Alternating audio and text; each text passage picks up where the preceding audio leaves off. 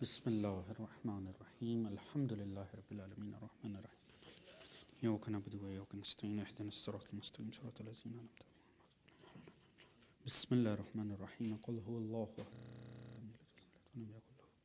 بسم اللہ الرحمن الرحیم قل هو اللہ احد. بسم اللہ الرحمن الرحیم قل هو اللہ احد اللہ الصمد لم یلد ولم یولد کفوا احد. کذالک اللہ رب. اللہم صل علی محمد و علی محمد. بآواز بلند صلوات. ما صلی علی محمد. استغفر اللہ ربی واتوب. اعوذ باللہ من الشیطان الرجیم. بسم اللہ الرحمن الرحیم. الحمد للہ رب العالمین. الصلاة والسلام علی رسولہ الکریم. ایہا المکی المدنی الامی صاحب وقار والسکینہ المدفون بارض مدینہ ابی القاسم مصطفیٰ محمد. اللہم صلی علی محمد وعلی محمد وعلی آلہ الطیبین الطاہرین المظلومین المعصومین الذین اذهب اللہ عنہم الرجس وطہرہم تطہیرا. اللہم صلی اللہ علیہ وسلم. اما بعد فقد قال اللہ تعالی سبحانہ وتعالی فی قرآنہ المجید وفرقانہ الحمید وہو الکتاب المحکم وقولہ الحق. بسم اللہ الرحمن الرحیم. والذی بعث فی الامیین رسول منہم یتلو علیہم آیاتہ ویزکیہم ویعلمہم الکتاب والحکمہ وان کانوا من قبل لفی ضلال مبین. صلوات محمد. اللہم صلی علی محمد وعلی محمد. عزیزان محترم، دعا ہے رب کائنات ہم تمام مومنین و مومنات کا اس مجلس سے عزا میں آنا، اس فرش عزا کا بچھایا جانا رب کائنات اپنی بارگاہ عالی میں قبول و منظور فرمائے. بسط کے ذکر آل محمد رب کائنات جہاں کہیں دنیا بھر میں مومنین آباد ہیں، خصوصاً یہاں پر آباد مومنین سبھی کے رزق، عزت، دولت، علم، فہم، شعور، صحت میں برکت عطا فرمائے. تمام مومنین جہاں خصوصاً پاکستان، افغانستان، یمن، بحرین، شام، عراق، اردن، سعودیہ، لبنان میں موجود مومنین جو انتہائی مشکل حالات میں جی رہے ہیں، دعا کیجیے رب کائنات ان کے جان و مال، عزت و ناموس کو محفوظ فرمائے. دشمنان آل محمد قابل اصلاح و ہدایت ہیں تو رب کائنات انہیں ہدایت عطا فرمائے. قابل ہدایت نہیں ہیں انہیں نیست و نابود فرمائے. امام زمانہ علیہ السلام کا ظہور جلد فرمائے. ہم سب کو آپ کی سپاہ میں شامل فرمائے. ہم سب کو آپ کے منتظرین میں شمار فرمائے. تمام مومنین جہاں کو آپس میں اتفاق، اتحاد، پیار، محبت، خلوص، اخوت کی دولت عطا فرمائے. ہم سب کو سیرت آل محمد پڑھنے، اسے سمجھنے، اس پہ عمل کرنے کی توفیق عطا فرمائے. اس عالم میں ہمیں اس دنیا سے اٹھائے کہ ہمارا خدا ہم سے راضی ہو. اس عالم میں ہمیں میشور فرمائے سرکار آل محمد ہم سے راضی ہوں. اور آخرت میں تمام مرحومین سمیت ہم سب کو شفاعت آل محمد سے بہرہ مند فرمائے. ایک بلند تر صلوات پڑھیے محمد. اللہم صلی علی محمد وعلی محمد وعجل. عزیزان محترم، میں بڑا ممنون و مشکور ہوں ادارے کی انتظامیہ کا کہ آپ مومنین کی زیارت کا ایک مرتبہ پھر سے ایک موقع عطا کیا.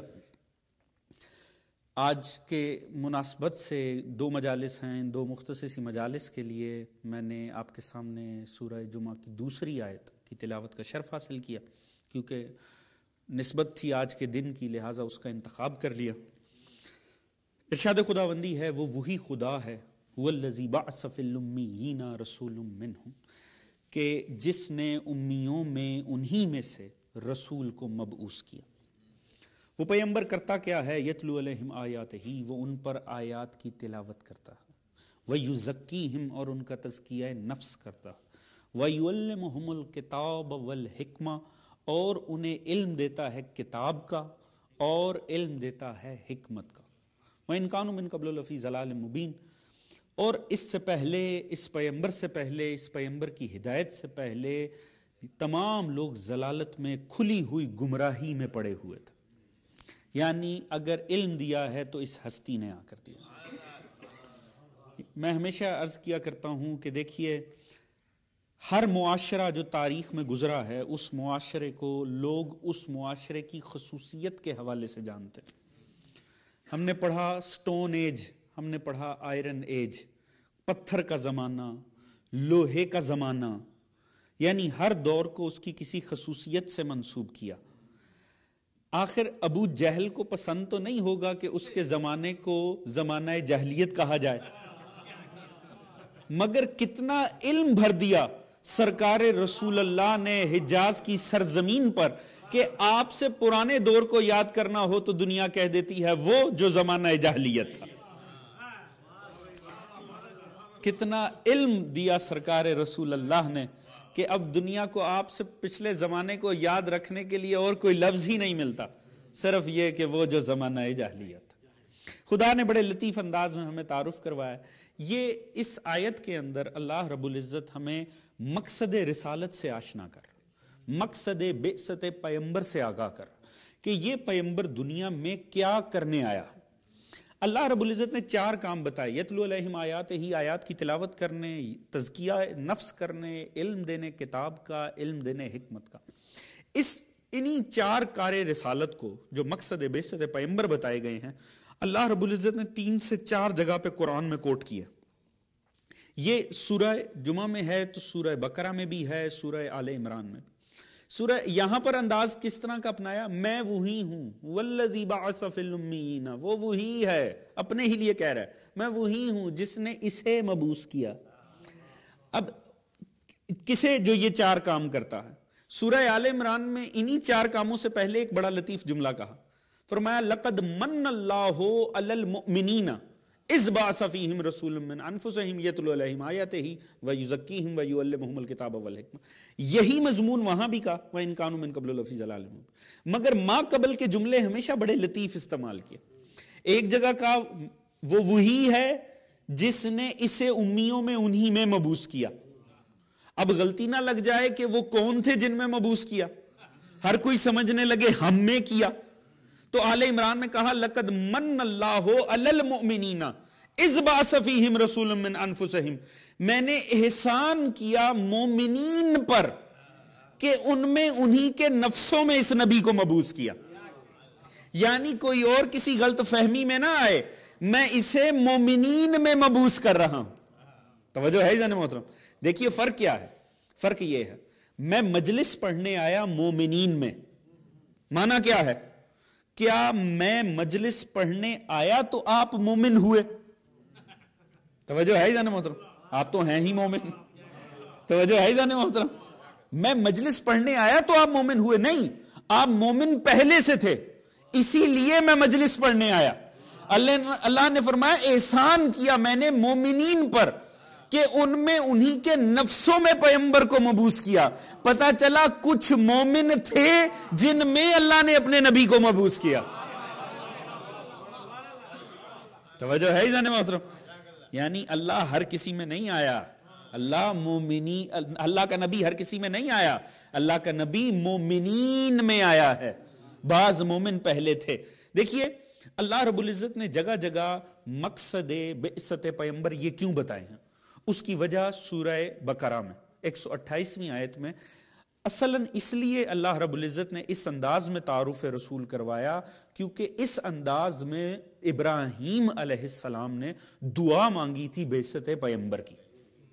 جب آپ کعبہ تعمیر کر رہے تھے جناب اسماعیل کے ساتھ مل کے، بڑی معروف دعا ہے اس وقت آپ کی، کعبے کی تعمیر کے دوران آپ نے یہ دعا مانگی تھی. آپ نے پہلے اپنے اور اسماعیل کے لیے کہا ربنا وجعلنا مسلمین لک، یا اللہ مجھے اور اسماعیل کو سر تسلیم خم کرنے والا بنا، وَمِن ذُرِّيَّتِنَا أُمَّةٌ مُسْلِمَةٌ لَكَ، اور پھر ہماری ذریت میں بھی ایسی ہی ہستیاں بنا جیسے ہم سر تسلیم خم کرنے والے ویسے وہ سر تسلیم خم کر، جس کوالٹی کے ہم مسلمان اس کوالٹی کے وہ مسلمان.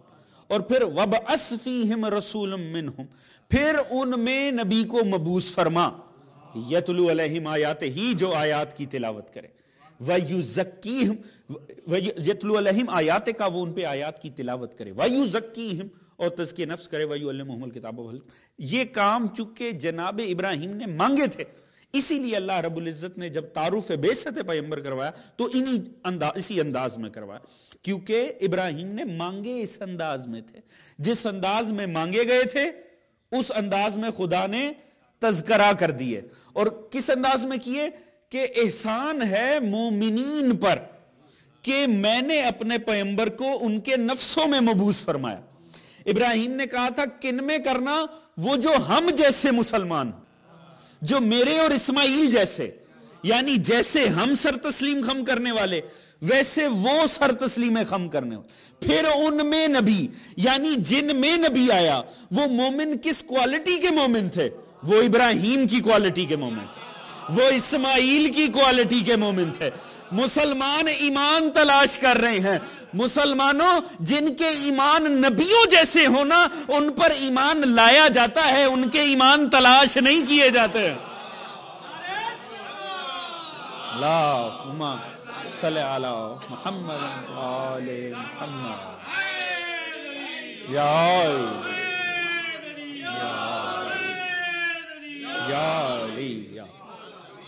توجہ ہے جانے موت، جو ہوں انبیاء کی کوالٹی کے مسلمان ان پر تو ایمان لانے کی ضرورت ہوتی ہے، ان کے ایمان تلاش کرنے کی ضرورت نہیں ہوتی۔ بدقسمتی ہے مسلمان ان ہستیوں کے ایمان تلاش کر رہے ہیں۔ اور نفیس انداز دیکھیں خدا نے الفاظ کے استعمال کیے، خدا کی قسم خدا نے فرمایا من اللہ علی المومنین، احسان کیا ہے میں نے مومن۔ احسان کسے کہتے ہیں؟ ایک لیول ہوتا ہے ہر چیز کا جہاں تک حق بنتا، وہاں تک تو حق بنتا، جو شے حق سے بڑھ کر دی جائے اسے احسان کہتے۔ توجہ ہے ہی جانے محترم، خدا کہتا ہے یہ نبی جو میں دے رہا ہوں یہ میں احسان کر رہا ہوں، یعنی کائنات ڈیزرو ہی نہیں کرتی کہ اتنی عظیم ہستی ملے، اب میں دے رہا ہوں تو احسان کر رہا ہوں۔ توجہ ہے جانے محترم، کیوں؟ یہ ہستی کون ہے؟ یہ خدا کی محبوب ہے، خدا کا حبیب ہے۔ محبوب کے معاملے میں تو رقابت ہوا کرتی، ایسے ہی ہے جی، جسے انسان چاہے، انسان کہتا ہے میں چاہ رہا ہوں اب کوئی اور نہ چاہے۔ یہ عجیب محبوب ہے کہ چاہنے والا چاہتا ہے میں چاہتا ہوں اب ہر کوئی اسے چاہے۔ توجہ ہے جانے محترم، ایک جملہ عرض کر دوں کہ جس کے عاشقوں کی فہرست میں خالق و مخلوق ایک قطار میں کھڑے نظر آئیں اور احتمال شرک بھی نہ ہو، اسے محمد مصطفیٰ کہتے ہیں۔ خدا کہتا ہے میرا احسان ہے کہ میں یہ ہستی تمہیں دے رہا ہوں۔ کون ہستی کہاں آ رہی ہے؟ وہ امیوں میں، مگر کوئی غلطی نہ کرے یہ مومنین میں آ رہا، وہ جو ابراہیم جیسی کوالٹی کے، یعنی یہ نہیں ہے کہ ہمیں مسلمان بنا اور ہماری ذریت میں مسلمان ان میں پیغمبر، نہیں، کوئی یہ نہ سمجھے ہم جیسے مسلمان، ہم جیسے ہم مسلمان ویسے وہ۔ ابراہیم کی کوالٹی ہے، اسلام کیا ہے؟ ابراہیم اور اسماعیل کس کوالٹی کے مسلمان کہ جن میں نبی آیا ان کی عظمت کو تو سمجھیں، کس کوالٹی کے مسلمان ہیں ابراہیم اور اسماعیل؟ کہا ہمیں سر تسلیم خم کرنے والا بنا، جو اپنے سروں کو جھکا دے تیرے آگے۔ وہ کس کوالٹی کے تھے؟ خدا نے فرمایا اذ قال لہ ربہ اسلم، خدا نے کہا سر تسلیم خم، کیا تم سر تسلیم خم کرتے ہو؟ ابراہیم نے کہا اسلمت لرب العالمین، ہاں ہم سر تسلیم خم کرتے ہیں۔ کون سا سر تسلیم خم؟ معنی کیا؟ معنی اس وقت مشخص ہوا جب اسماعیل کی قربانی کا وقت آیا۔ ابراہیم نے سورہ صافات، پہلے سورہ بقرہ سے پڑھ رہا تھا، اب سورہ صافات 102 103 آئے، آپ نے اسماعیل کو مخاطب کر کے کہا انی ارا فی المنام انی اذبحک فانظر ماذا تری قال یا ابت افعل ما تؤمر ستجدنی انشاءاللہ من الصابرین۔ بیٹے کو کہا بیٹا میں نے خواب دیکھا، میں تجھے ذبح کر رہا ہوں، تیرا کیا خیال ہے؟ کہا بابا وہ کرو جس کا حکم ہے، آپ مجھے صابرین میں سے پاؤ گے۔ خدا نے کہا فلما اسلم، اور وہ سر تسلیم خم کر گئے، وَتَلَّهُ لِلْجَبِينِ، اور بیٹے کی پیشانی کو زمین سے لگا دیا۔ اب سمجھ میں آتا ہے کس کوالٹی کا اسلام مانگا، اپنے لیے اور اپنی ذریت میں مخصوص مومنوں کے لیے، اس کوالٹی کا کہ جہاں اگر دین پیچھے اولاد دینے کی نوبت بھی آ جائے تو ایک لمحے کے لیے سوچا نہ جائے۔ توجہ ہے جانے محترم، یعنی اس کوالٹی کا ہمیں مسلمان بنا جو اس حد تک خدا کے آگے جھکے ہوئے ہوں، اس حد تک خدا کی راہ کے اندر گرے ہوئے ہوں کہ اگر دین کے تقاضے میں اولاد بھی آ جائے تو وہ سوچے نا اولاد اٹھا کر دے دے. یعنی کہہ رہے ہیں یا اللہ ہمیں اس کوالٹی کا بنا, پھر اسی کوالٹی کے ہمارے ذریت میں بھی بنا, پھر ان میں نبی آئے. یعنی جن میں نبی آیا ان کی کوالٹی اسلام کیا ہے؟ وہ کوالٹی اسلام ہے کہ اگر کبھی اولاد دینے کی نوبت بھی آ جائے تو وہ ایک لمحے کے لیے سوچے نا. اب سمجھ میں آتا ہے کیوں ابو طالب اپنے بیٹے لٹاتے رہے نبی کو اٹھا اٹھا کر. ابراہیم کی کوالٹی کے مسلمان, ابراہیم اسماعیل جیسے مسلمان کہ دین پیچھے. دیکھیے انسان کائنات کو وارتا ہے, کائنات قربان کرتا ہے اپنی اولاد پیچھے. لوگ اپنی زندگیاں برباد کر لیتے ہیں اپنی اولاد پیچھے, ساری زندگی سٹرگل کرتے ہیں اپنی اولاد پیچھے. ہر باپ ماں کی خواہش ہوتی ہے ہم اپنے آپ کو جو بھی کر لیں ساری دنیا کی خوشیاں سمیٹ کے اپنے بچوں کے دامن میں لیں. ایسا ہے کہ نہیں؟ فطرت ایسی ہے, ماں باپ کا یہ تقاضا ہوتا. انسان ہر چیز, انسان اولاد کو کسی شے پیچھے قربان نہیں کرتا. ہر انسان دنیا کی ہر شے قربان کرتا ہے اولاد پیچھے. اولاد صرف قربان ہوتی ہے دین پیچھے. توجہ ہے جانے محترم, ایسا ہے کہ نہیں ہے؟ انسان اولاد قربان صرف دین پیچھے کرتا. زمانے کی لڑائی ہو جائے آپ کے ساتھ, آپ کے ملک کے ساتھ, آپ اپنے ملک کا ساتھ دیں گے, زمانے کا ساتھ دیں گے, ملک کا ساتھ دیں گے. آپ کے ملک میں لڑائی پڑ جائے قوم کا ساتھ دیں گے کہ باقی ملک کا ساتھ دیں گے؟ قوم کا ساتھ دیں گے. قوم میں لڑائی پڑ جائے قبیلے کا ساتھ دیں گے, قوم کا ساتھ دیں گے؟ قبیلے کا ساتھ دیں گے. قبیلے میں لڑائی پڑ جائے گھر کا ساتھ دیں گے, باہر والوں کا؟ گھر کا ساتھ دیں گے. اولاد اور کزنوں میں جھگڑا پڑ جائے کزن کا ساتھ دیں گے, اولاد کا؟ اولاد کا دیں گے. انسان ساری دنیا سے ٹکراتا ہے اولاد پیچھے. ابراہیم سے لے کر قربانی اسماعیل سے لے کر کربلا تک شاہد ہے, اولاد دی جاتی ہے دین کے پیچھے. توجہ ہے جانے محترم, انسان سارا زمانہ سے لڑتا ہے اولاد پیچھے, اولاد دی جاتی ہے دین پیچھے, اولاد دی جاتی ہے دین پیچھے. ابو طالب کا نبی کو اٹھا کر بیٹے لٹانا اس بات کی دلیل ہے ابو طالب محمد کو اپنا دین سمجھتے ہیں.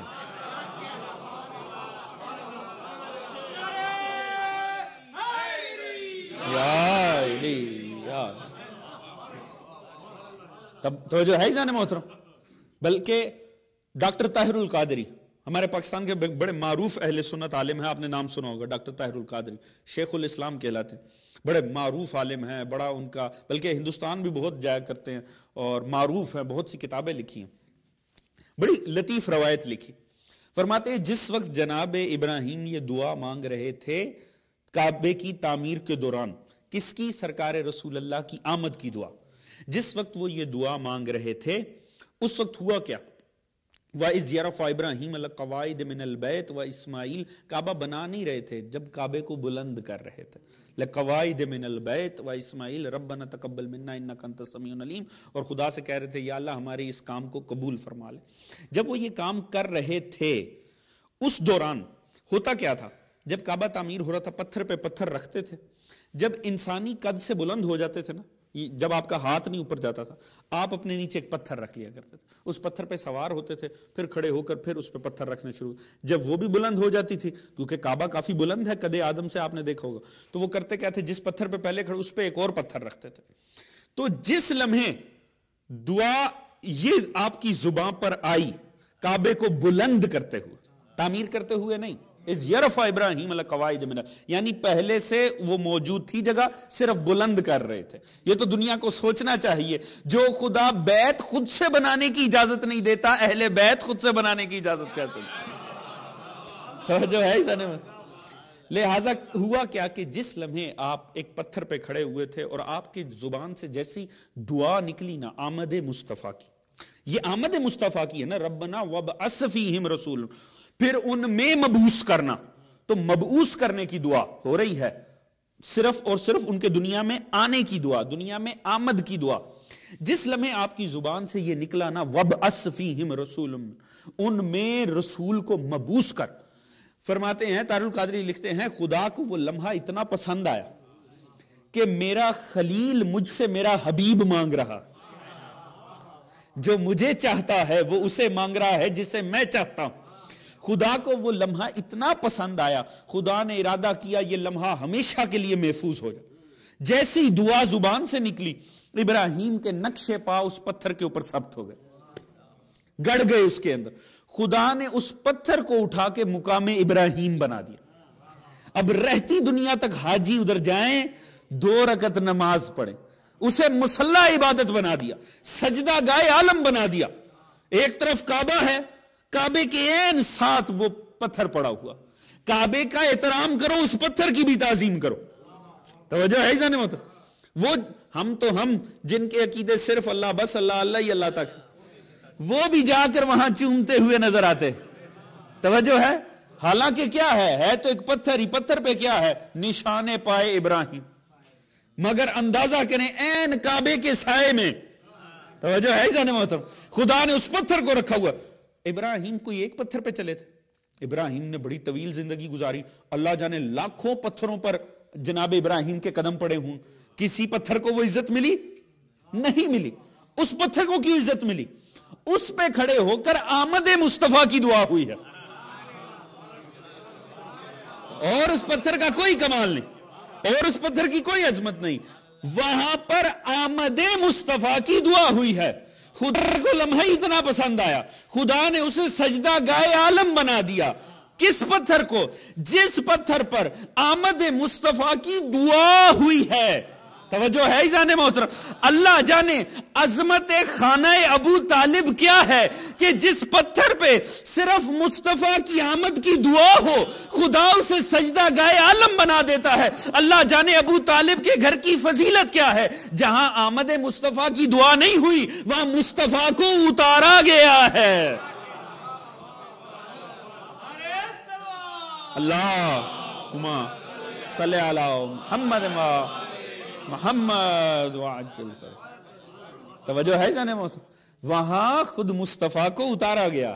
یہی وجہ ہے خود رسول فرماتے تھے انا دعائے ابراہیم، میں ابراہیم کی دعا ہوں، میں ابراہیم کی دعا ہوں. جناب آپ نے فرمایا میں تسلسل ہوں دین ابراہیمی کا، ملت ابراہیمی کا تسلسل ہوں، میں دعائے ابراہیم ہوں. مگر خدا کی قسم وہ بھی کیا عجیب اور باکمال بات ہے. اگر یہ حقیقت ہے آپ دعائے ابراہیم ہیں تو ہمارے عقائد کہاں جائیں گے؟ ہمارا تو یہ عقیدہ ہے آپ کے پیچھے کائنات خلق ہوئی ہے. ہمارا تو یہ عقیدہ ہے آپ اول ما خلق اللہ نوری، اللہ نے سب سے پہلے میرا نور خلق کیا ہے. ہمارا تو عقیدہ یہ ہے کہ ابھی آپ من کان نبی و آدم و بین الماء و تین، میں تب بھی نبی تھا جب آدم مٹی و پانی کے درمیان تھا. یعنی میں یہ نہیں کہ میں تب تھا، میں تب بھی نبی تھا. توجہ ہے جانے محترم. تو کہاں جائے گا سلسلہ کہ ہمارے تو عقیدہ بھلا تو ان کا ہو گیا صرف اللہ، بس اللہ اللہ اللہ والا. جو کہتے ہیں صاحب کام تھا آ کے دینا تھا، دیا چلے گئے، معاذ اللہ ثم معاذ اللہ، ڈاکیے کی مثل پیغام پہنچایا چلے گئے، بات ختم ہو گئی. مگر ہم تو یہ نہیں مانتے. ہم تو مانتے ہیں ابراہیم بھی آپ کے صدقے میں خلق ہوئے. اول ما خلق اللہ نوری، سب سے پہلے نور رسول خلق ہوا. تو یہاں تو مسئلہ ہی کچھ اور ہے. کیونکہ جب بھی ہم دعا مانگتے ہیں مطلب کیا ہوتا ہے؟ ہم کسی کام کی دعا مانگے وہ کام ہو جائے، ہم کہتے ہیں اللہ کا بڑا احسان، ہم نے دعا کی تھی کام ہو گیا. معنی کیا ہے اس کا؟ مطلب ہے ہم اس کام کو مشروط کرتے ہیں اس دعا کے ساتھ. یعنی نہ دعا کرتے نہ کام ہوتا، دعا کی تھی تو کام ہوا. ایسے ہی ہے جی. آپ دعا کریں کام نہ ہو، آپ کہتے ہیں بڑی دعائیں کی تھی، مصلحت ہوگی خدا نے نہیں سنی. توجہ ہے ہی جانے محترم. اس کا مطلب ہے ہم کام کے ہونے نہ ہونے کو مشروط کرتے ہیں دعا کے ساتھ. ابراہیم کی دعا قرآن میں انکار ممکن نہیں ہے کہ آپ نے فرمایا وبس فیم رسول منہم یتلو علیہم آیاتہ. اب جناب ابراہیم نے دعا مانگی، پیغمبر آ کر فرما رہے ہیں دیکھو میں آیا ہوں نا، میں دعا ابراہیم نے دعا مانگی تھی اس لیے میں آیا ہوں. مانا کیا ہوا؟ نہ مانگتے دعا نہ آتے رسول. توجہ ہے جانے محترم.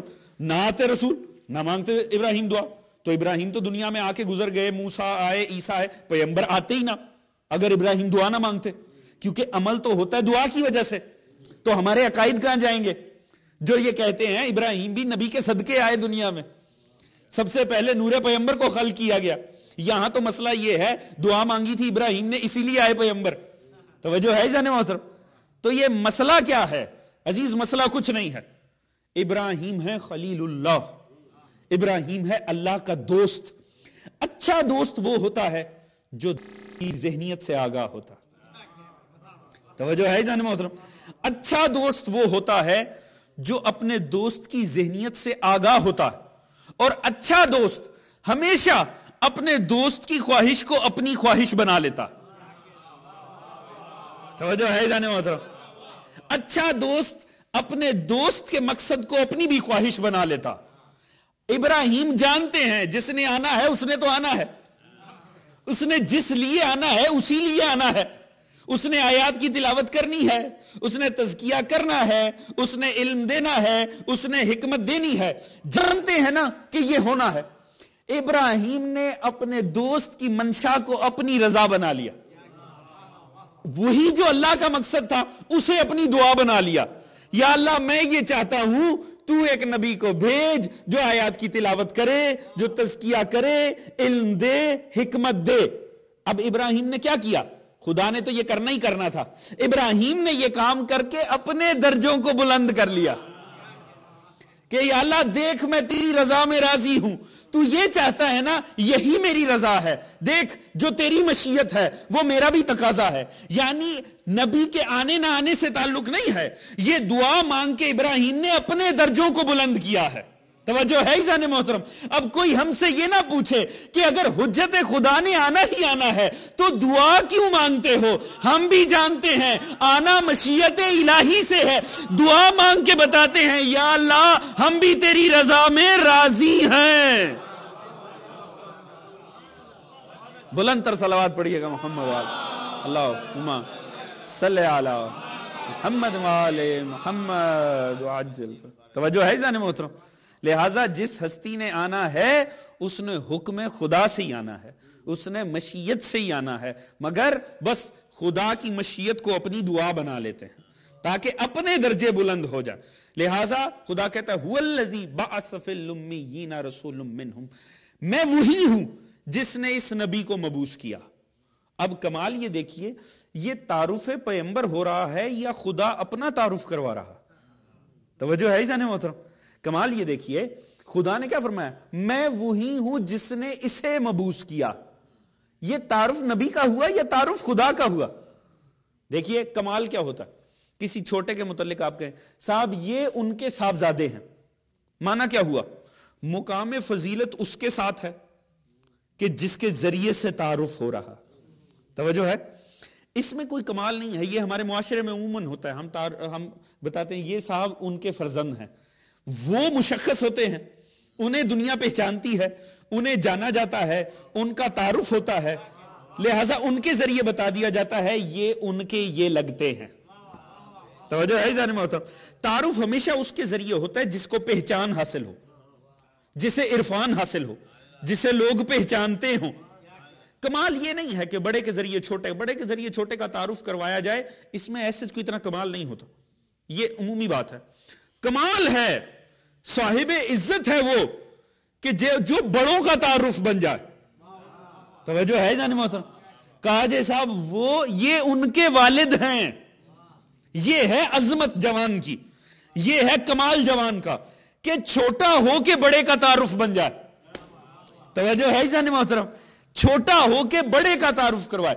خدا نبی کی پہچان نہیں کروا رہا، خدا کہہ رہا ہے میں وہ ہوں جس نے اسے مبعوث کیا ہے۔ 40 سال نبی کا کردار دکھا کر کہہ رہا ہے میں وہ ہوں جس نے اسے بھیجا ہے۔ اس کی عظمت کو دیکھ کر اندازہ کرو، جس کی مخلوق اتنی اعلیٰ ہے وہ خالق کتنا با کمال ہوگا۔ توجہ ہے جانے محترم؟ بلند تر صلوات پڑھیے گا سرکار رسول اللہم صلی علی محمد وآل محمد۔ اندازہ تو کرو کہ وہ خدا کتنا با کمال ہوگا، وہ خالق کتنا عظیم ہوگا کہ جس کی یہ مخلوق ہے، کہ جس کی کریشن اتنی اعلیٰ ہے، وہ کریٹر کتنا عظیم ہوگا۔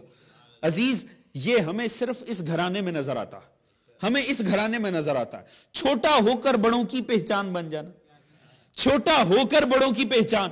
خالق علی کل شیء قدیر ہے۔ قرآن میں لکھنے کا مطلب ہے کہ ہمیشہ کے لیے بات کا امر ہو جانا، قرآن کو قیامت تک رہنا ہے، قرآن ویلڈ ہے قیامت تک کے لیے۔ خدا قرآن میں اپنا تعارف حبیب کے ذریعے کروا رہا، یعنی اندازہ کیجئے جب اپنا تعارف کروانا تھا تو رسول کے ذریعے کروایا، مگر وہی خدا جب تعارف حدیث قصہ میں کرتا ہے تو فرماتا ہے ہم فاطمہ تو و ابیہا و بالوہا و بنوہا، یہ زہرا ہیں، یہ ان کے بابا ہیں۔ بلندتر سیدہ کی ذات پہ صلوات، اللہم صلی علی محمد و آل محمد۔ یہ ہمیں اسی گھرانے میں سلسلہ عظمت نظر آتا ہے کہ چھوٹے ہو کر بڑوں کا تعارف بن جاتے، مگر سیدہ کے ذریعے کروایا۔ اب بات کا لطف لیجئے گا اگر پہنچے تو، کمال یہ ہے کہ تعارف اس کے ذریعے، میں نے عرض کیا تعارف اس کے ذریعے ہوتا ہے جس سے زیادہ پہچان حاصل ہوتی۔ تعارف اس کے ذریعے، خدا خود تو زمین پہ نہیں آیا تھا، کسی نے خدا کا کردار نہیں دیکھا، کسی نے خدا کی سیرت نہیں دیکھی، کوئی نہیں جانتا خدا عمل کیسے کرتا ہے، توجہ ہے جانے محترم، خدا کا چہرہ کیسے ہے، معاذ اللہ خدا ان چیزوں سے پاک ہے، مگر اس نے پیغمبر کو آگے کیا۔ اس بے عیب کو دیکھ کر اندازہ کرو وہ کیا ہوگا جس نے اسے بھیجا ہے۔ کیوں نبی کے ذریعے؟ کیونکہ عرب کا معاشرہ خدا کو نہیں جانتا، 40 سال کردار مصطفیٰ کو جانتا۔ توجہ ہے جانے محترم، جسے جانتا تھا اس کے ذریعے تعارف کروایا۔ اسے پہچان کر کے دیکھو وہ کتنا اعلیٰ ہوگا جس نے اسے بھیجا ہے۔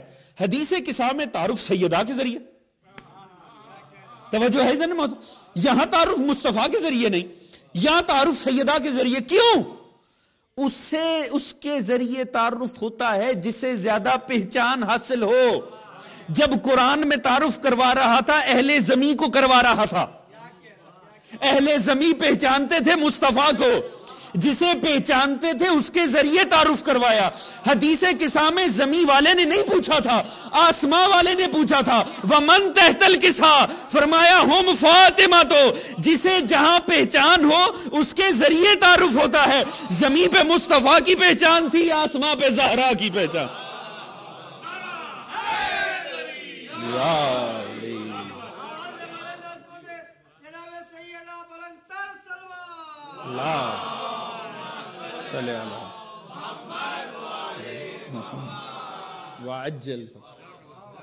توجہ ہے جانے محترم، جسے جہاں تعارف حاصل ہوتا ہے اس کے ذریعے، لہذا ان دو انداز میں تعارف کروایا۔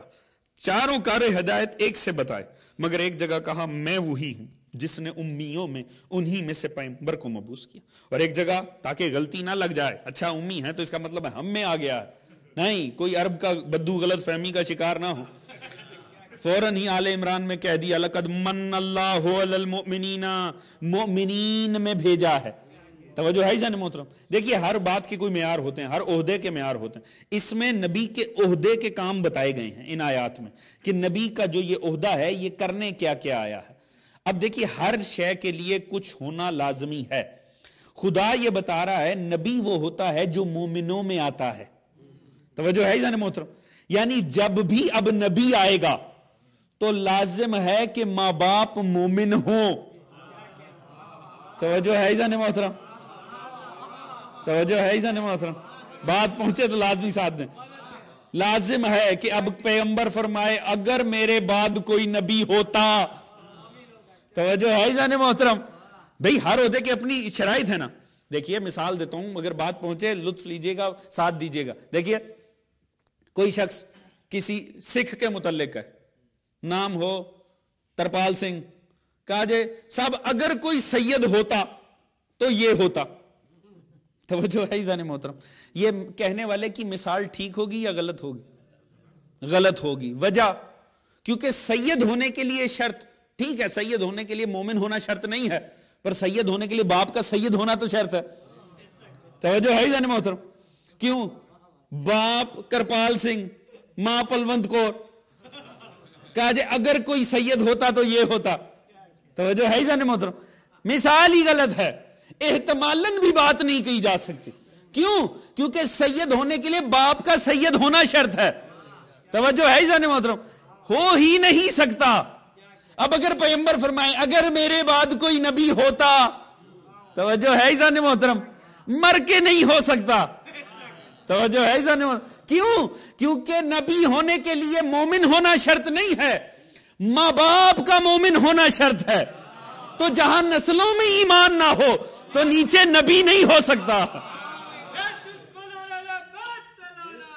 بے شمار توجہ ہے عزیزان محترم. لہذا نبی جب آئے گا نبی مومنین میں آئے گا. ایک جگہ فرمایا احسان کیا مومنوں پہ, ایک جگہ فرمایا میں نے مبعوث کیا امیوں میں انہی میں سے پیغمبر کو. امی کا معنی کیا ہوا؟ ہمارے ہاں بدقسمتی یہ ٹھہری, آپ کے سامنے کی باتیں ہیں کہ بدل دیے گئے ترجمے اور عظمت رسالت کے حوالے سے ایک یہ بات بھی ہوئی کہ امی معنی ان پڑھ, لکھنا پڑھنا نہیں جانتے تھے. معاذ اللہ ثم معاذ اللہ. آپ کے اور میرے 9ویں امام محمد تقی علیہ السلام, اللہم صلی اللہ علیہ وسلم,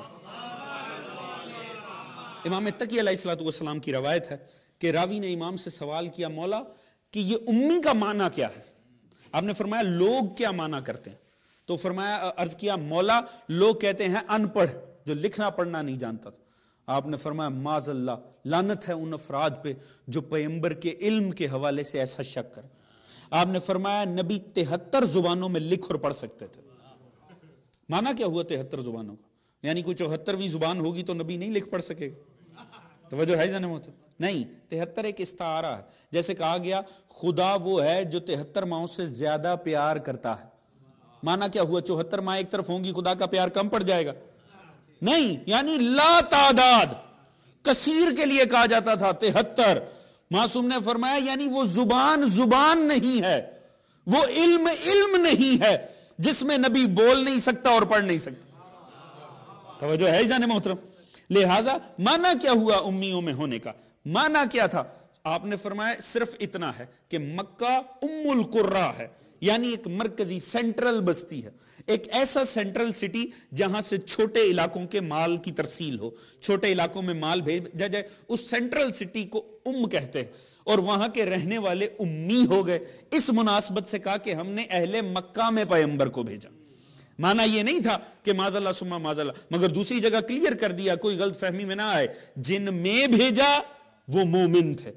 لقد من اللہ علی المؤمنین, ہم نے احسان کیا مومنین پر کہ ان میں بھیجا.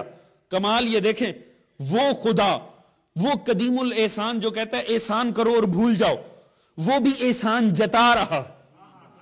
نبی اتنا بلند ہے کہ وہ نبی جو کہتا ہے احسان کر کے بھول جاؤ, وہ کہہ رہا ہے نہ بھولو نہ, میں نے احسان کیا ہے کہ تم میں یہ نبی بھیجا. پوری کائنات کو بتا رہا ہے احسان تم پہ کہ یہ نبی آیا, اور اس اللہ جانے جن میں آیا وہ کتنے افضل تھے کہ نبی سے کہہ رہا ہے الم یجد کا یتیمم فآوا, تمہیں یتیم پا کے سہارا نہیں دیا. توجہ ہے جانے محترم؟ پوری کائنات کو جتایا کہ مصطفیٰ احسان ہے, مصطفیٰ کو جتایا کہ جن میں بھیجا ہے وہ احسان ہے. کیا ہوں گی وہ ہستیاں کہ جن کے اندر اللہ نے بھیجا ہے. جناب ابن عباس سے پوچھا گیا, اے ابن عباس یہ خدا نے کہا کیا ہے کہ حبیب تمہیں یتیم پایا تو تمہیں سہارا دیا؟ یتیمی کا معنی کیا ہوا نبی کے لیے؟ ہمارے لیے یہی ہے نا کہ اگر باپ گزر جائے تو وہ یتیم. آپ نے فرمایا سنو, ابن عباس نبی مولا کائنات سے علم قرآن سیکھا, تفسیر قرآن سیکھا مولا امیر سے, اور اہل سنت مکتب میں سب سے بڑا امت مصطفیٰ کا مفسر جناب ابن عباس ہے. ابن عباس معاویہ کے دربار میں کھڑے ہوئے تھے. معاویہ نے پوچھا کہ تیرے علم کی شان کیا ہے, کتنا قرآن جانتے ہو؟ ابن عباس نے فرمایا اتنا جانتا ہوں کہ اگر صحرائے عرب میں میرا اونٹ کہیں کھو جائے تو میں نقش پا سے تلاش نہیں کروں گا, میں قرآن کھول کر اندازہ کر لوں گا میرا اونٹ کہاں گیا. توجہ ہے جانے محترم؟ معاویہ دنگ رہ گیا, حیران ہو کر کہنے لگا اس کا مطلب تیرا علم علی سے بھی بڑھ کر ہے. ابن عباس کہنے لگے تعجب ہے تجھ پہ, میرا علم علی کے مقابلے میں قطرہ بھی نہیں ہے. تو کس غلط فہمی میں ہے, یہ فیض علی سے لیا ہے. ابن عباس سے سوال ہوا یتیمی پیغمبر کا معنی کیا؟ خدا کی قسم ان کی عظمت دیکھیں جن میں نبی آیا. فرمایا ان معنوں میں نبی یتیم تھے. خدا جو کہہ رہا ہے یتیم پا کے سہارا دے دیا, یہ یتیمی اور سہارے کا مطلب یہ ہے یتیم اس سینس میں تھے اتنے اعلیٰ تھے کہ جس امت میں آئے کوئی ان جیسا نہیں تھا. یہ تھی یتیمی کہ نبی جیسا کوئی نہیں تھا. خدا نے ابو طالب جیسا باپ دے کر, فاطمہ بنت اسد جیسی ماں دے کر, خدیجہ جیسی زوجہ دے کر کہا دیکھ نبی تجھے یتیم پا کے سہارا نہیں دیا, یعنی تو اکیلا تھا, تجھ جیسے عطا کر دیے. ایسا سہارا تجھے دیا، ان مومنین میں نے اپنے نبی کو بھیجا۔ وہ کرتا کیا ہے؟ وہ نبی 4 کام کرنے کے لیے آیا۔ یتلو علیہم آیاتہ، وہ آیات کی تلاوت کرنے آیا ہے۔ وہ وَيُزَكِّيهِمْ، وہ تزکیہ نفس کرنے آیا، پاک کرنے آیا ہے۔ وَيُعَلِّمُهُمُ الْكِتَابَ وَالْحِكْمَةَ، وہ علم دینے آیا ہے کتاب کا اور حکمت کا۔ وَإِن كَانُوا مِن قَبْلُ لَفِي ضَلَالٍ مُبِينٍ، اس سے پہلے کھلی ضلالت میں پڑے ہوئے۔ 4 کام یہ کیا ہیں؟ یہ چاروں کہلاتے ہیں مقصد بعثت پیغمبر، یہ ہیں کار رسالت۔ یہ وجہ تخلیق مصطفیٰ نہیں ہے، یہ صرف وجہ ترسیل مصطفیٰ۔ توجہ ہے جناب؟ نبی بنا ان کاموں کے لیے نہیں ہے، نبی بنا اس لیے نہیں تھا کہ آیات کی تلاوت کرے گا، تزکیہ کرے گا۔ یہ صرف اور صرف مقصد کار رسالت ہے کہ جس خاطر نبی کو دنیا میں بھیجا ہے، مقصد یہ نہیں ہے۔ دیکھیے کوئی بھی دنیا کا چیز خلق نہیں ہوتی جب تک 4 علتیں اس کے پیچھے نہ ہو۔ یوں سمجھ لیجیے، آسان کروں بات کو، جب تک 4 ریزنز نہ ہو دنیا میں کوئی کام نہیں ہوتا۔ کوئی بھی کام ہو، کوئی بھی شے خلق ہو، اس میں 4 علتیں، 4 وجوہات، 4 ریزنز ہونا لازمی ہے۔ سب سے پہلی کہلاتی ہے علت فاعلی، یعنی اگر کوئی شے بنی ہے تو کوئی بنانے والا بھی ہے۔ دوسرا علت مادی، یعنی اگر کوئی شے بنی ہے تو کسی میٹر سے اسے خلق کیا گیا، کسی مادے سے اس کو بنایا گیا۔ پھر علت صوری، یعنی کوئی ڈائیگرام بنانے والے کے مد نظر تھی، کوئی نقشہ تھا کہ جسے مد نظر رکھ کے اس کو بنایا گیا۔ اور سب سے امپورٹنٹ، سب سے لازمی علت غائی، کہ وہ غایت اور وجہ اور ریزن کیا تھی جس کی بنیاد پہ اسے خلق کیا۔ توجہ ہے جان محترم؟ دیکھیے یہ 4 علتیں ہم سمیت، نبی سمیت دنیا کی ہر شے کے لیے۔ یہ ممبر ہے جس پہ میں بیٹھا ہوں، اس ممبر کا یہ وجود بتاتا ہے کوئی ہے اسے بنانے والا۔ وہ جو بنانے والا بڑھئی ہوگا، جس نے اس کو بنایا، لکڑی کا کام کرنے والا، وہ علت فائلی بنا، جس کا یہ فعل ہے، جس نے اسے بنایا۔ پھر علت مادی، یعنی اس کے پاس کوئی میٹر تھا جس سے بنایا، لکڑی تھی کہ جس سے اس نے اس کو بنایا۔ پھر کیا علت صوری، یعنی اس کے ذہن میں کوئی ڈائیگرام تھی، اسے پتا تھا اس پر بیٹھ کر پڑھنا ہے، اس نے اس کو اس طرح کا نہیں بنایا۔ توجہ ہے؟ اس نے اس کو ایسے ڈیزائن کیا کہ اس کے اوپر بیٹھا جا سکے، بیٹھ کر، یعنی علت غائی کو مد نظر رکھ کے علت صوری تھی۔ توجہ ہے ذہن میں؟ پھر علت غائی تھی، وہ ریزن تھی کہ بنایا ہی کیوں؟ کیا لکڑی کا ضیاء مقصد تھا یا وقت گزارنا تھا؟ نہیں، ایک ایسی شے بنانی تھی جس پر بیٹھ کر ذکر محمد و آل محمد ہو سکے۔ توجہ ہے ذہن میں؟ تو یہ 4 چیزیں ہر کسی کے لیے ہیں، پیغمبر کے لیے بھی تو ہوگی۔ تو علت فاعلی کون ہے؟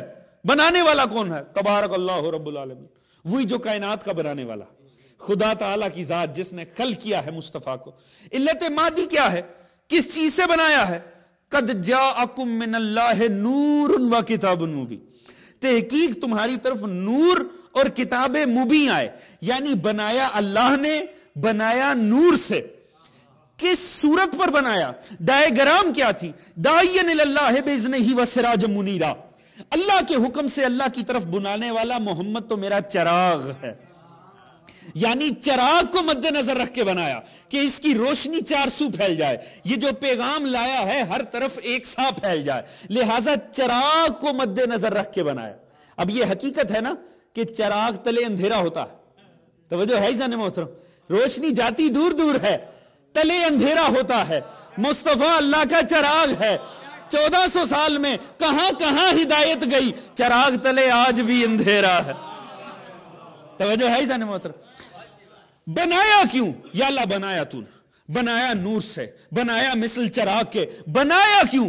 فرمایا وما ارسلناک الا رحمتا للعالمین، اس لیے بنایا عالمین کے لیے رحمت ہو جائے۔ یعنی مقصد تخلیق پیغمبر ہے رحمت للعالمین ہونا۔ ہاں یہ جو نبی کے لیے بیان کیے یہ صرف اور صرف مقصد بعثت پیغمبر تھے کہ نبی آیا کیوں ہے۔ اب یہ بھی پہچاننے کی ضرورت ہے کہ جو نے کہا امیوں میں انہی میں سے، یعنی ہم جیسا۔ توجہ ہے ذہن محترم؟ امیوں میں یعنی جیسے تھے انہی میں سے ایک کو انتخاب کر لیا۔ بدقسمتی سے آپ کے ہندوستان کے ابو العلا مودودی صاحب تفسیر تفہیم القرآن میں پہلی وحی کے شان نزول اقرا باسم ربک الذی خلق کے اس میں فرماتے ہیں پہلی وحی نبی آئے، نبی ڈر گئے، گھبرا گئے. اس سے پتہ چلتا ہے ایک لمحے وحی کے آنے سے پہلے تک نبی خود نہیں جانتے تھے وہ نبی ہیں. توجہ ہے عزیزان محترم، یعنی اپنے جیسا بنا لیا. خدا کی قسم سمجھے صحیح، نبی کے ہماری بھی تو یہی 4 علتیں ہوں گی جو نبی کی ہوئیں، تو ہمارے لیے علت فاعلی کیا ہے؟ تبارک اللہ رب العالمین. وہی جو نبی کا بنانے والا وہی ہمارا بنانے والا. تو اس سینس میں تو ہم کہہ سکتے ہیں نبی ہم جیسا، ہم نبی جیسے. توجہ ہے جان محترم. مگر آگے بڑھ جائیے، خلق کس شے سے ہوئے؟ من نطفت. توجہ ہے، اور وہ نور. فرق آ گیا. مقصد کیا ہے؟ نبی کو کس لیے بنایا؟ رحمت للعالمین. ہمیں کس لیے بنایا؟ کس لیے یا اللہ تو نے خلق کیا؟ وما خلقت الجن والانس الا لیعبدون. اس لیے تمہیں خلق کیا میری عبادت کرو. نبی اس لیے آیا عالمین کے لیے رحمت ہو جائے، ہم اس لیے آئے تاکہ عبادت کریں. تو اب ایمان سے سوچئے، جب دنیا میں آنے سے پہلے ارادہ مشیت میں ہی نبی ہم جیسا نہیں تھا، ہم نبی جیسے نہیں تھے، تو دنیا میں آ کے کیسے ہم نبی جیسے ہو گئے؟ ہم تو مشیت الہی کے تقاضوں میں ہی نبی جیسے نہیں تھے، ہم تو ادھر ہی نبی جیسے نہیں تھے. تو یہ نبی کس لیے آیا ہے؟ مقصد تخلیق پیغمبر عالمین کے لیے رحمت ہونا. ہمارے لیے کیا ہے؟ ہم کیوں آئے؟ عبادت کے لیے. نبی کس لیے آیا؟ دنیا میں کیوں آیا؟ 4 کام کرنے کے لیے. آیات کی تلاوت کرنے، تزکیہ نفس کرنے، علم دینے اور حکمت دینے. بہرحال عزیز انشاءاللہ کل کے تقریر کے اندر انشاءاللہ ہم ان 4 کار کے اوپر گفتگو کریں گے کہ پیغمبر نے یہ 4 کار انجام کیسے دیے ہیں. یہ 4 کام جو اللہ کے نبی کو خدا تعالیٰ نے جس مقصد سے نبی کو بھیجا تھا، کس انداز میں یہ کام کیے گئے ہیں. اور یاد رکھیے کہ عظمت رسالت ہی وہ شے ہے کہ جسے بچانے کے لیے اور تحفظ کے لیے کربلا کا انعقاد ہو. آپ دیکھیے اس بدبخت نے، یزید ملعون نے، کربلا کا حرف آغاز کیا ہے؟ کربلا کا حرف آغاز یہ ہے، اس بدبخت نے منبر پر بیٹھ کر یہ بات کی کوئی وحی نہیں ہے. معاذ اللہ ثم معاذ اللہ، یہ بنی ہاشم نے ڈھونگ رچایا تھا اپنے اقتدار کے لیے. ویسے سوال ہے، سوچئے، انکار اس نے کیا حسین کا کیا ہے؟ نہیں، انکار تو اس نے اللہ کے نبی کا کیا ہے. اس نے یہ تو نہیں کہا میں حسین کو نواسہ رسول نہیں مانتا، اس نے نبی کی رسالت کا انکار کیا. تو اب اس انکار کے بعد اگر حسین اٹھیں اور کوئی جنگ ہو تو وہ حسین اور یزید کی جنگ ہوگی یا رسالت اور یزید کی جنگ ہوگی؟ وہ رسالت اور یزید کی جنگ تھی. حسین نمائندے ہیں کس کے؟ سرکار رسول اللہ کے.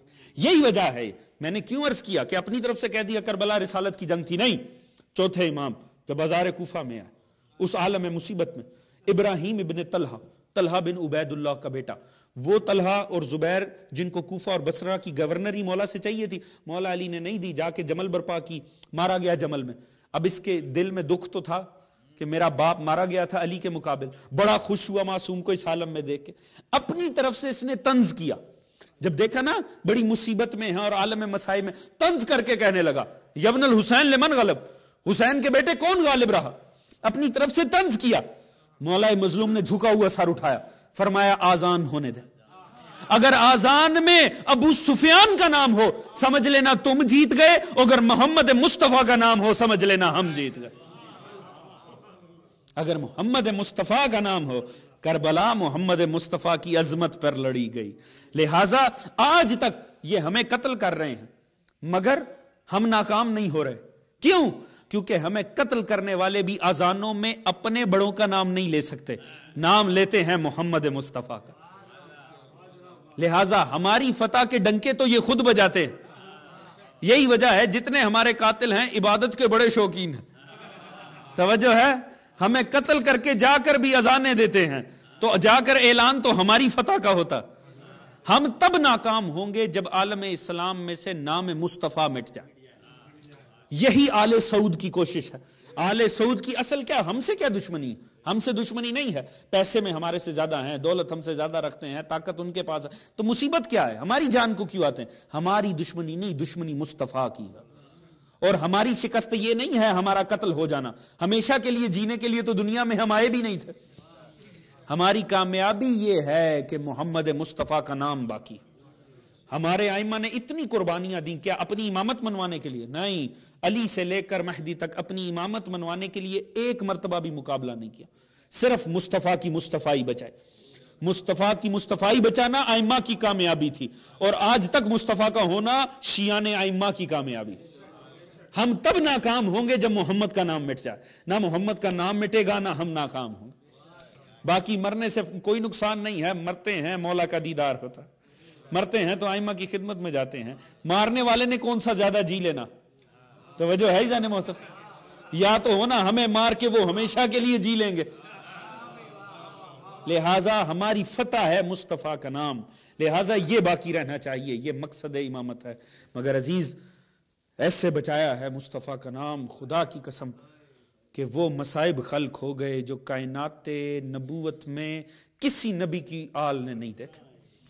مصطفیٰ نے فرمایا، سرکار رسول نے فرمایا، ہدایت دینے کے لیے، کار رسالت پہنچانے کے لیے 1.25 لاکھ انبیاء کو وہ زحمتیں نہیں سہنی پڑیں، وہ مصائب نہیں جو اکیلے میں نے مصطفیٰ نے دیکھا۔ میں کہتا ہوں مصطفیٰ یا مصطفیٰ، ہم نے تو انبیاء کو دیکھا، زکریا جیسے انبیاء آروں سے چیر دیے گئے، آروں سے کاٹ دیا، ہم نے وہ مصیبت تو نہیں آپ پر دیکھی۔ ایک ہی بات سمجھ میں آتی ہے کہ ہر محمد کی مصیبت محمد مصطفیٰ کی مصیبت ہے۔ حسین کا قربان ہونا نبی کا قربان ہونا ہے، حسین کے بیٹوں کا تازیانے کھانا رسول کے تازیانے کھانا۔ یہی وجہ ہے عزیز اس عالم میں آئے بازاروں میں کہ وہ مصیبتیں دیکھیں۔ یہ جو شبیں ہیں نا، یہ شام میں داخلے کی شبیں، یہ وہ شبیں ہیں جب آل محمد کا قافلہ شام میں داخل ہوا ہے۔ اللہ جانے کون کون سی مصیبت دیکھی ہے کہ میرا مولا ساری زندگی یہ کہہ کے روتا رہا، الشام الشام الشام۔ عزیزو وہ دکھ دیکھے کہ میرے مولا کی زندگی کا ہر پہلو ایک روگ بن گیا، ساری زندگی دکھ بن گئی۔ کسی کو مسکراتے دیکھنا ہے تو رو پڑنا ہے، کسی کو کھاتے دیکھنا ہے تو رو پڑنا ہے، کسی کو پانی پیتے دیکھنا ہے رو پڑنا ہے، کسی کا بسا گھر دیکھنا ہے تو رو پڑنا ہے۔ اتنا گریا کہ کسی نے سوال کر لیا نا مولا سے آگے بڑھ کر، مولا یہ گریا کب تک قائم رہے گا؟ ایک مرتبہ میرے مولا کے زخم ادڑ گئے، رو کر کہنے لگے، سوالی تو نے انصاف نہیں کیا، مجھے ایمان سے بتا، یعقوب کا ایک یوسف، 11 بیٹے تھے، ایک یوسف نظروں سے اوجھل ہوا، جانتے تھے زندہ ہے، رو رو کر آنکھیں سفید ہو گئی، ایمان سے بتا میں نے 17 بنی ہاشم کے ٹکڑے کربلا کی جلتی ہوئی ریت پر پڑے دیکھے ہیں، میں کیسے نہ رو؟ عزیزو آنکھوں سے پانی نہیں خون برستا تھا۔ مدینے کے قصاب جانتے تھے اگر حسین کا دکھی بیٹا بازار میں آئے نا تو کٹے ہوئے جانوروں کی گردنیں بھی دیکھے نا، ان پر پردے ڈال دو۔ ایک مرتبہ مولا داخل بازار ہوئے، قصاب کی نگاہ ہی نہیں پڑی، اپنے کام میں مصروف تھا، جیسی کٹی ہوئی گردن دیکھی، ایک مرتبہ میرا مولا غش کر کے زمین پر گر گیا۔ جیسے ہی اس دکاندار نے دیکھا تڑپ کے آیا، مولا کو سہارا دے کر اٹھایا، فوراً ہی معذرت کی، اے حسین کے بیٹے یبنا رسول اللہ معاف کر دیجئے، میری نگاہ آپ پر نہیں پڑی تھی، آقا معاف کر دیجئے۔ میرے مولا نے بہتی آنکھوں سے خون روتے ہوئے پوچھا، بس ایک بات بتا دے، کیا تو نے ذبح کرنے سے پہلے پانی پلا لیا تھا؟ تڑپ کے کہنے لگا، آقا میں آپ کے جد مصطفیٰ کی شریعت پہ عمل کرتا ہوں، مولا ہم جانتے ہیں حیوان کو بھی ذبح کرنا ہو تو پانی پلا لیا کرتے ہیں۔ میرے مولا کا رخ کربلا کی طرف ہو گیا، تڑپ کے کہنے لگے، ہائے او میرا مظلوم بابا، ہائے او میرا پیاسا بابا، بابا مدینہ کے تو جانور بھی پیاسے ذبح نہیں ہوتے۔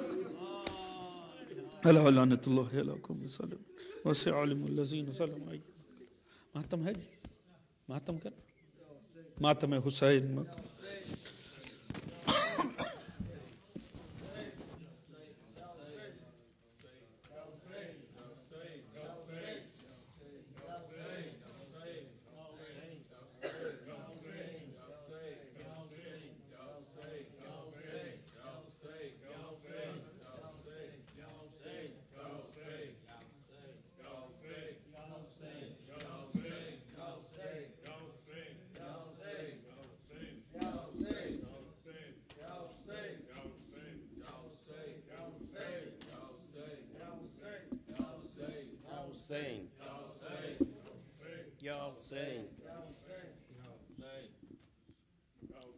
Ya Hussein.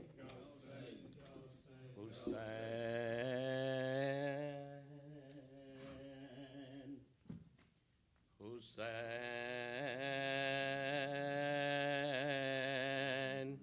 حسین مقتل میں جب حسین سے خنجر رواں ہوا زینب بھی ایک ریت کے ٹیلے پہ غم جدا کہتے تھے بین ارض و سما وا مصیبتا مرکز میں اپنے خاک اڑاتے تھے مصطفیٰ ارے زلتی زمیں پہ بیٹھ کے کرتی تھی سیدہ رو رو کے اہل شام سے کہتی تھی سیدہ رو رو کے اہل شام سے کہتی تھی سیدہ اے میرے حسین پہ کیا وقت آ گیا اے میرے حسین پہ کیا وقت آ گیا اے میرے حسین پہ کیا وقت آ گیا اے میرے حسین پہ کیا وقت آ گیا اے میرے حسین پہ کیا وقت آ گیا اے میرے حسین پہ کیا وقت آ گیا گر فاطمہ کا لوٹ لیا فوز شام میں لوٹا ہے کس نے امت خیر الانام میں پیاسی نبی کی آل تھی دریا کے سامنے دن بھر اٹھائی میت ساہے انام نے پیرو زواں قربا کیے تسنا کام میں آیا نہ کوئی بھی میرے بچے کو تھامنے صبر و رضا کے سارے امتحان دے گیا اے میرے حسین پہ کیا وقت آ گیا اے میرے حسین پہ کیا وقت آ گیا جب سر ازل نے مانگا 72 فدا کیے اصحاب وفات ہے خنجر فدا کیے ارے پالے ہوئے سب گود کے ہنس کے فدا کیے زینب کے 2 حسین گلے تر فدا کیے زونو حبیب و حور سے برادر فدا کیے زونو حبیب و حور برادر فدا کیے دین خدا پہ اکبر و اصغر فدا کیے بانو جدائی حاسم و عباس کا ملا اے میرے حسین پہ کیا وقت آ گیا اے میرے حسین پہ کیا وقت آ گیا اے میرے حسین پہ کیا وقت آ گیا بنجر زمیں کی شان بڑھائی حسین نے تیروں کی نماز بچھائی حسین نے ایسی نماز بن میں پڑھائی حسین نے دیکھو قبر کی پیاس بجھائی حسین نے توحید اپنے خود سے بچائی حسین نے اصغر کی قبر بن میں بنائی حسین نے نو کے سینہ پہ بولتا قرآن بن گیا اے میرے حسین پہ کیا وقت آ گیا اے میرے حسین پہ کیا وقت آ گیا تھا 300 روز کا پیاسا میرا حسین نرگا تھا ستمگاروں کا تنہا میرا حسین تنہا ہر ایک شہید کو رویا میرا حسین زخموں سے جب کہ چور ہوا تھا میرا حسین ارے گھوڑے سے کیا زمین پہ آیا میرا حسین نہ جین نہ زمین پہ ٹھہرا میرا حسین بس سجدہ تعظیم میں سر کو ادا کیا اے میرے حسین پہ کیا وقت آ گیا، اے میرے حسین پہ کیا وقت آ گیا۔ اصغر کی قبر کھود کے روتی تھی ذوالفقار، قطنامیہ میں صبر میں کرتی تھی ذوالفقار، زینب کی طرح سوگ میں رہتی تھی ذوالفقار، نوکے اردو کی خون کی پیاسی تھی ذوالفقار، ہنگامے عصر نیام سے نکلی تھی ذوالفقار، نکلی تھی ذوالفقار، یہ فوز بے مراد سے کہتی تھی ذوالفقار، کہتی تھی ذوالفقار، اب اس کی جنگ دیکھو جو برباد ہو گیا، اے میرے حسین پہ کیا وقت آ گیا، اے میرے حسین پہ کیا وقت آ گیا۔ تم کیا سمجھ رہے تھے وہ یہ گھر اجاڑ کر، قاسم سے نوجوان پر گھوڑے گزار کر، اکبر کے دل میں ظلم کی برچی اتار کر، اے ہرملے کے تیر سے اصغر کو مار کر، میں مطمئن ہوں دین پہ سب کو وار کر، سب کو وار کر، نو کے سینہ پہ میرا رکھو قے قہار کر، قے قہار کر، پوچھے گی کائنات میں ہر سمت ایک صدا، اے میرے حسین پہ کیا وقت آ گیا، اے میرے حسین پہ کیا وقت آ گیا۔ حسین حسین حسین حسین اور محمد و آل محمد۔ السلام علیکم۔